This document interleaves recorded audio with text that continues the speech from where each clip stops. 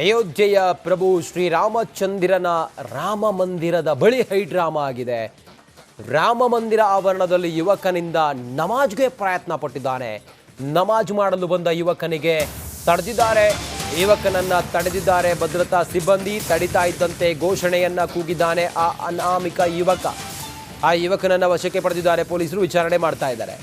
ಅಯೋಧ್ಯೆಯ ಪ್ರಭು ಶ್ರೀರಾಮಚಂದ್ರನ ಭವ್ಯವಾದ ಮಂದಿರದ ಬಳಿ ನಮಾಜ್ ಮಾಡಲು ಬಂದಂತ ಯುವಕನನ್ನ ಭದ್ರತಾ ಸಿಬ್ಬಂದಿ ತಡೆದಿದ್ದಾರೆ ಮತ್ತೆ ಆತನನ್ನ ವಶಕ್ಕೆ ಪಡೆದಿದ್ದಾರೆ. ಪೊಲೀಸರು ಆತನನ್ನ ತಡಿತಾ ಇದ್ದಂತೆ ಅಲ್ಲಿ ಘೋಷಣೆಯನ್ನ ಕೂಗೋದಕ್ಕೆ ಆತ ಮುಂದಾಗ್ತಾನೆ. ಅಯೋಧ್ಯೆಯ ಪ್ರಭು ರಾಮಚಂದ್ರರ ಮಂದಿರ, ಬಾಲರಾಮನ ಮಂದಿರದ ಪಕ್ಕದಲ್ಲೇ ಆತ ನಮಾಜ್ ಮಾಡೋದಕ್ಕೆ ಹೊರಡ್ತಾನೆ. ಆಗ ಅಲ್ಲಿದ್ದಂಥ ಸಿಬ್ಬಂದಿ ಆತನನ್ನ ತಡೆದು ಆತನನ್ನ ವಶಕ್ಕೂ ಕೂಡ ಪಡೆದುಕೊಂಡಿದ್ದಾರೆ ಅನ್ನೋದು ಮಾಹಿತಿ ಲಭ್ಯ ಆಗಿದೆ. ಯಾರು ಆತ, ಅಲ್ಲಿಗೆ ಯಾಕೆ ಬಂದು ನಮಾಜ್ ಮಾಡೋದಕ್ಕೆ ಹೊರಟ, ಆತನ ಉದ್ದೇಶ ಏನು ಮಾಡೋದಕ್ಕೆ ಹೊರಟಿದ್ದ, ಇದೆಲ್ಲವೂ ಇನ್ನಷ್ಟೇ ತಿಳಿದು ಬರಬೇಕಾಗಿದೆ. ಅಯೋಧ್ಯೆಯ ರಾಮ ಮಂದಿರದ ಬಳಿ ಹೈಡ್ರಾಮಾ ಆಗಿರೋದು. ಕಾಶ್ಮೀರ ಮೂಲದ ಯುವಕನಿಂದ ನಮಾಜ್ಗೆ ಪ್ರಯತ್ನ ಅನ್ನೋ ಮಾಹಿತಿ ಲಭ್ಯ ಆಗ್ತಾ ಇದೆ. ಪೊಲೀಸ್ ತನಿಖೆ ವೇಳೆ ಪ್ರಾಥಮಿಕ ಮಾಹಿತಿಯನ್ನ ಕಲೆ ಹಾಕಿದಂಗೆ ಆತ ಕಾಶ್ಮೀರ ಮೂಲದ ಯುವಕ ಅನ್ನೋದು ತಿಳಿದು ಬಂದಿದೆ. ಯುವಕನನ್ನ ತೀವ್ರ ವಿಚಾರಣೆಗೆ ಪೊಲೀಸರು ಒಳಪಡಿಸಿದ್ದಾರೆ. ಯುವಕ ಯಾರು, ಯಾವಾಗ ಬಂದಿದ್ದ ಅಂತೇಳಿ ತನಿಖೆಯನ್ನ ಮಾಡ್ತಾ ಇದ್ದಾರೆ. ಅಯೋಧ್ಯೆ ರಾಮ ಮಂದಿರದಲ್ಲಿ ಭದ್ರತಾ ಲೋಪ ಏನಾದರೂ ಆಯ್ತಾ, ಇದು ಈಗ ಗೊತ್ತಾಗಬೇಕಾಗಿರೋದು. ಇನ್ನು ಈ ಕುರಿತಾಗಿ ನಮ್ಮ ಜೊತೆಯಲ್ಲಿ ಮಾತಾಡೋದಕ್ಕೆ ಹಿಂದೂ ಜನಜಾಗೃತಿ ಸಂಘಟನೆಯ ಮುಖಂಡರಾಗಿರುವ ಮೋಹನ್ ಗೌಡ್ರು ದೂರವಾಣಿ ಸಂಪರ್ಕದಲ್ಲಿದ್ದಾರೆ. ಮೋಹನ್ ಗೌಡ್ರೆ ನಮಸ್ಕಾರ. ಇದು ಯಾವ ರೀತಿ ಮನಸ್ಥಿತಿ, ಇದು ಯಾಕೆ ಆತ ಬಂದಿರಬಹುದು, ಏನು ಕುಹಕ ಆಡ್ತಿರೋದ, ಏನಿದು ಮೋಹನ್ ಗೌಡ್ರೆ? ಖಂಡಿತವಾಗಿ ಇದು ಏನಂತ ಹೇಳಿದ್ರೆ ಒಂದು ವ್ಯವಸ್ಥಿತ ಪಿತೂರಿ ಷಡ್ಯಂತ್ರ ಇದು ಗಮನಕ್ಕೆ ಬರುತ್ತೆ. ಯಾಕಂತ ಹೇಳಿದ್ರೆ ಯಾವಾಗ ಈಗ ಇವನು ಕಾಶ್ಮೀರ ಮೂಲದವರು ಅಂತ ಹೇಳ್ತಾ ಇದ್ದಾರೆ. ಇದು ಏನಂತ ಹೇಳಿದ್ರೆ ದೆಹಲಿಯಲ್ಲಿ ಇತ್ತೀಚೆಗೆ ಬಾಂಬ್ ಬ್ಲಾಸ್ಟ್ ಪ್ರಕರಣದಲ್ಲಿ ಕಾಶ್ಮೀರಿ ಮೂಲದ ಭಯೋತ್ಪಾದಕರು ಬಂಧನ ಆಗಿದ್ರು. ರಾಷ್ಟ್ರೀಯ ತನಿಖಾ ದಳ, ದೆಹಲಿ ಪೊಲೀಸರು ಈ ತನಿಖೆಯನ್ನು ಮಾಡಬೇಕಾದ್ರೆ ಕಾಶ್ಮೀರಿ ಮೂಲದ ಈ ಭಯೋತ್ಪಾದಕರು ಹಿಂದೂಗಳ ಪ್ರಮುಖ ದೇವಸ್ಥಾನಗಳು, ವಿಶೇಷವಾಗಿ ಅಯೋಧ್ಯೆಯನ್ನ ಟಾರ್ಗೆಟ್ ಮಾಡಿದ್ರು. ಅವರ ಹಿಟ್ ಲಿಸ್ಟ್ ಅಲ್ಲಿ ಅಯೋಧ್ಯೆ ಇತ್ತು ಅಂತ ಹೇಳಿ ಅವರು ಸ್ಪಷ್ಟವಾಗಿ NIA ಮತ್ತು ದೆಹಲಿ ಪೊಲೀಸರ ತನಿಖೆಯಲ್ಲಿ ಗಮನಕ್ಕೆ ಬಂದಿದೆ. ಹೀಗಿರುವಾಗ ಇವತ್ತು ಈ ಒಂದು ಅಯೋಧ್ಯೆ ರಾಮ ಮಂದಿರದ ಈ ಭದ್ರತಾ ಇದನ್ನ ಭೇದಿಸಿ ಒಳಗೆ ಹೋಗಿ ನಮಾಜ್ ಮಾಡಿರುವಂತದ್ದು, ಅಥವಾ ಅಲ್ಲಿ ಒಬ್ಬ ಕಾಶ್ಮೀರಿ ಮೂಲದ ಈ ಒಂದು ಭಯೋತ್ಪಾದಕ ಸಿಕ್ಕಿರುವಂತದ್ದು ಏನಂತ ಹೇಳಿದ್ರೆ ವ್ಯವಸ್ಥಿತವಾಗಿ ಲಷ್ಕರ್ ತೈಬಾ ಅಥವಾ ಈ ಒಂದು ಇಸ್ಲಾಮಿಕ್ ಭಯೋತ್ಪಾದಕರು ಯಾವ ರೀತಿಯಾಗಿ ದೇಶದ ಒಳಗಡೆ ಒಂದು ಹಿಂದೂಗಳ ಶ್ರದ್ಧಾ ಕೇಂದ್ರಗಳನ್ನ ಟಾರ್ಗೆಟ್ ಮಾಡಿ ಇವತ್ತು ಇದನ್ನ ಮಾಡ್ತಾ ಇದ್ರೆ ಗಮನಕ್ಕೆ ಬರುತ್ತೆ. ಬಹಳ ಮುಖ್ಯವಾಗಿ ಅಂತ ಹೇಳಿದ್ರೆ ಈ ಅಯೋಧ್ಯೆಯ ರಾಮ ಮಂದಿರವನ್ನ ಯಾಕೆ ಟಾರ್ಗೆಟ್ ಮಾಡ್ತಿದ್ರು ಅಂತ ಹೇಳಿದ್ರೆ ಪ್ರತಿ ಡಿಸೆಂಬರ್ 6ನೇ ತಾರೀಕಿಗೆ ನಾವು ಇದನ್ನ ಮಾಡ್ತೇವೆ, ಪುನಃ ಅಲ್ಲಿ ಬಾಬ್ರಿ ಮಸೀದಿಯನ್ನ ಕಟ್ತೇವೆ.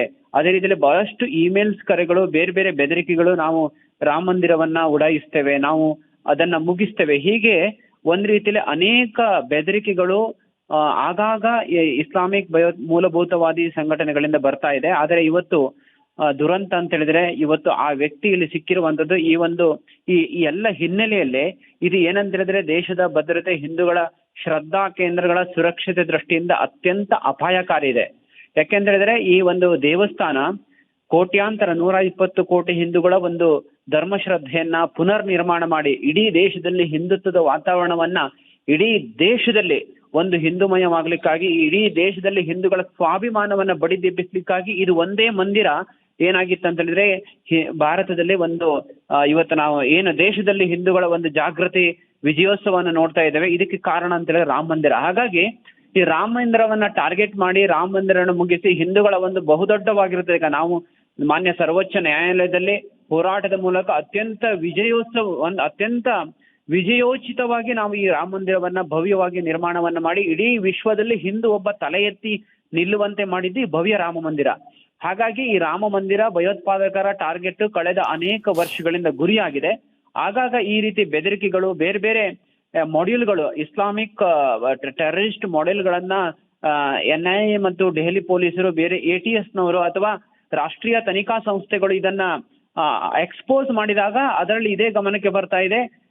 ಇವರು ಪ್ಲಾನಿಂಗ್ ಏನಂತ ಹೇಳಿದ್ರೆ ಆ, ಅಯೋಧ್ಯ ರಾಮ ಮಂದಿರದ ಒಂದು ಇವರ ಒಂದು ಪ್ಲಾನಿಂಗ್ ಆಗಿತ್ತು, ಅದು ಒಂದು ಗುರಿ ಆಗಿತ್ತು. ಹಾಗಾಗಿ ಈ ರಾಮ ಮಂದಿರದ ಉಡಾಯಿಸುವಂತ ಒಂದು ಕುಚುದ್ಯ ಮನಸ್ಥಿತಿ ಇವತ್ತು ಇಸ್ಲಾಮಿಕ್ ಮೂಲಭೂತವಾದಿ ಸಂಘಟನೆಗಳಲ್ಲಿ ಇರೋದ್ರಿಂದ, ಹಾಗಾಗಿ ಇವತ್ತು ದೇಶದ ಭದ್ರತೆ, ಹಿಂದೂಗಳ ಶ್ರದ್ಧಾ ದೃಷ್ಟಿಯಿಂದ ಇದು ಒಂದು ಅತ್ಯಂತ ಅಪಾಯಕಾರಿ, ಒಂದು ಆಘಾತಕಾರಿ ಒಂದು ಈ ಕೃತ್ಯ ಇದೆ. ಇದ್ರ ಬಗ್ಗೆ ಅತ್ಯಂತ ಗಂಭೀರವಾಗಿ ನಮ್ಗೆ ಅನಿಸುತ್ತೆ ಅಲ್ಲಿನ ರಾಜ್ಯ ಸರ್ಕಾರ ಮತ್ತು ಕೇಂದ್ರ ಸರ್ಕಾರ, ಕೇಂದ್ರ ಗೃಹ ಇಲಾಖೆ ಮತ್ತು NIA ಇದನ್ನ ಗಂಭೀರವಾಗಿ ಪರಿಗಣಿಸ್ತಾರೆ. ಯಾಕಂತ ಹೇಳಿದ್ರೆ ಹಿಂದೂಗಳ ಸ್ವಾಭಿಮಾನಕ್ಕೆ ಪೆಟ್ಟು ಕೊಡುವಂಥದ್ದು ಅನೇಕ ವರ್ಷಗಳಿಂದ ಇಸ್ಲಾಮಿಕ್ ಮೂಲಭೂತವಾದಿಗಳು ಮಾಡ್ತಾ ಇದ್ದಾರೆ.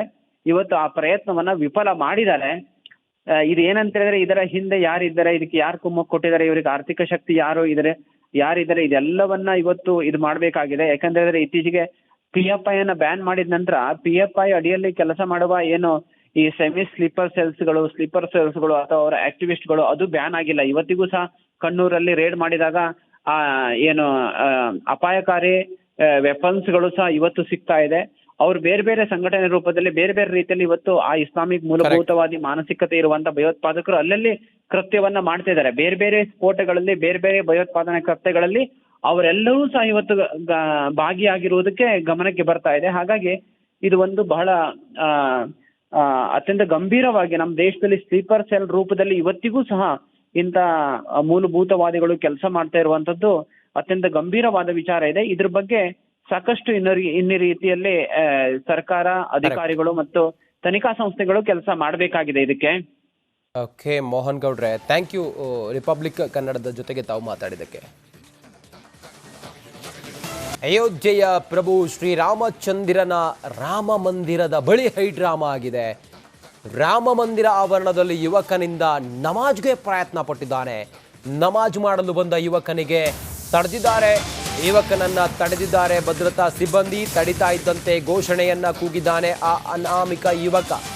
ಆ ಯುವಕನನ್ನ ವಶಕ್ಕೆ ಪಡೆದಿದ್ದಾರೆ ಪೊಲೀಸರು, ವಿಚಾರಣೆ ಮಾಡ್ತಾ ಇದ್ದಾರೆ. ಅಯೋಧ್ಯೆಯ ಪ್ರಭು ಶ್ರೀರಾಮಚಂದ್ರನ ಭವ್ಯವಾದ ಮಂದಿರದ ಬಳಿ ನಮಾಜ್ ಮಾಡಲು ಬಂದಂತ ಯುವಕನನ್ನ ಭದ್ರತಾ ಸಿಬ್ಬಂದಿ ತಡೆದಿದ್ದಾರೆ ಮತ್ತೆ ಆತನನ್ನ ವಶಕ್ಕೆ ಪಡೆದಿದ್ದಾರೆ. ಪೊಲೀಸರು ಆತನನ್ನ ತಡಿತಾ ಇದ್ದಂತೆ ಅಲ್ಲಿ ಘೋಷಣೆಯನ್ನ ಕೂಗೋದಕ್ಕೆ ಆತ ಮುಂದಾಗ್ತಾನೆ. ಅಯೋಧ್ಯೆಯ ಪ್ರಭು ರಾಮಚಂದ್ರರ ಮಂದಿರ, ಬಾಲರಾಮನ ಮಂದಿರದ ಪಕ್ಕದಲ್ಲೇ ಆತ ನಮಾಜ್ ಮಾಡೋದಕ್ಕೆ ಹೊರಡ್ತಾನೆ. ಆಗ ಅಲ್ಲಿದ್ದಂಥ ಸಿಬ್ಬಂದಿ ಆತನನ್ನು ತಡೆದು ಆತನನ್ನು ವಶಕ್ಕೂ ಕೂಡ ಪಡೆದುಕೊಂಡಿದ್ದಾರೆ ಅನ್ನೋದು ಮಾಹಿತಿ ಲಭ್ಯ ಆಗಿದೆ. ಯಾರು ಆತ, ಅಲ್ಲಿಗೆ ಯಾಕೆ ಬಂದು ನಮಾಜ್ ಮಾಡೋದಕ್ಕೆ ಹೊರಟ, ಆತನ ಉದ್ದೇಶ ಏನು ಮಾಡೋದಕ್ಕೆ ಹೊರಟಿದ್ದ, ಇದೆಲ್ಲವೂ ಇನ್ನಷ್ಟೇ ತಿಳಿದು ಬರಬೇಕಾಗಿದೆ. ಅಯೋಧ್ಯೆಯ ರಾಮ ಮಂದಿರದ ಬಳಿ ಹೈಡ್ರಾಮಾ ಆಗಿರೋದು. ಕಾಶ್ಮೀರ ಮೂಲದ ಯುವಕನಿಂದ ನಮಾಜ್ಗೆ ಪ್ರಯತ್ನ ಅನ್ನೋ ಮಾಹಿತಿ ಲಭ್ಯ ಆಗ್ತಾ ಇದೆ. ಪೊಲೀಸ್ ತನಿಖೆ ವೇಳೆ ಪ್ರಾಥಮಿಕ ಮಾಹಿತಿಯನ್ನು ಕಲೆ ಹಾಕಿದಂಗೆ ಆತ ಕಾಶ್ಮೀರ ಮೂಲದ ಯುವಕ ಅನ್ನೋದು ತಿಳಿದು ಬಂದಿದೆ. ಯುವಕನನ್ನು ತೀವ್ರ ವಿಚಾರಣೆಗೆ ಪೊಲೀಸರು ಒಳಪಡಿಸಿದ್ದಾರೆ. ಯುವಕ ಯಾರು, ಯಾವಾಗ ಬಂದಿದ್ದ ಅಂತೇಳಿ ತನಿಖೆಯನ್ನು ಮಾಡ್ತಾ ಇದ್ದಾರೆ. ಅಯೋಧ್ಯೆ ರಾಮ ಮಂದಿರದಲ್ಲಿ ಭದ್ರತಾ ಲೋಪ ಏನಾದರೂ ಆಯ್ತಾ, ಇದು